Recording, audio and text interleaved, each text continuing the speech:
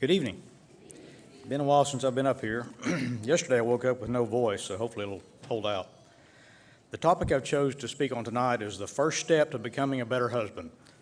In my notes I've got pause to let wives poke or elbow their husbands, so if y'all have done that. And since we have a limited amount of time, we want to get to class and get out of here sometime tonight. I'm not going to open this up to discussion, so just some few thoughts I'm going to throw out there in reference to this topic. Initially, I thought I would speak on imitating, as husbands, imitating the relationship Christ had with his bride, which, if we look at Ephesians 5:25, Revelations 21, Christ's bride is the church. We are the bride of Christ. And then I would talk about Christ's relationship with his bride, his devotion, self-sacrifice, and how we should imitate that as husbands. And then I took a second look, and the topic was not just being a better husband or becoming a better husband, but the first step to becoming a better husband. And so I got to thinking, well, what is the first step to becoming a better husband? And what I came up with, or I'm going to offer tonight, is the first step in becoming a better husband is the same as the first step to becoming better at anything, at any improvement. Whether we want to take the first step to becoming a better athlete, or a student, or a writer, or a better Christian, or a better wife, the first step is this, and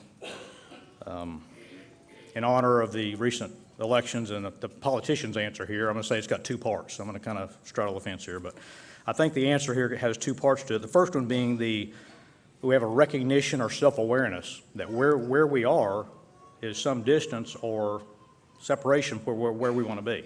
First, have to recognize that where we stand or who we are isn't the best that we could be, or there's room for improvement.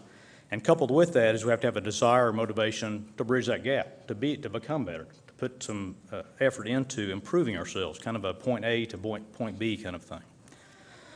So it starts with self-examination, and the Bible is full of the idea of verses about a person examining themselves. James 1:23 talks about a man that examines himself in the mirror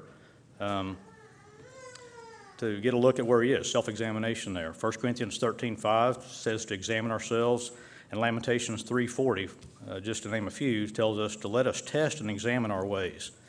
So that starts with our self-exam, looking at ourselves, where we are as, in this case, a husband, or whoever, we improve ourselves as Christians, and where we want to be. What is that ideal or that perfect example that we want to get to? We'll never even try to become a better husband or Christian or artist or student or athlete if we don't have the awareness that there exists a shortcoming in ourselves, a shortcoming between where we are and where we wish to be, and that we have the desire to bridge that distance and to seek to improve ourselves. So the challenge I would offer tonight to all of us as husbands and Christians and people and students and wives is to examine ourselves and then strive to improve. Thank you for your time.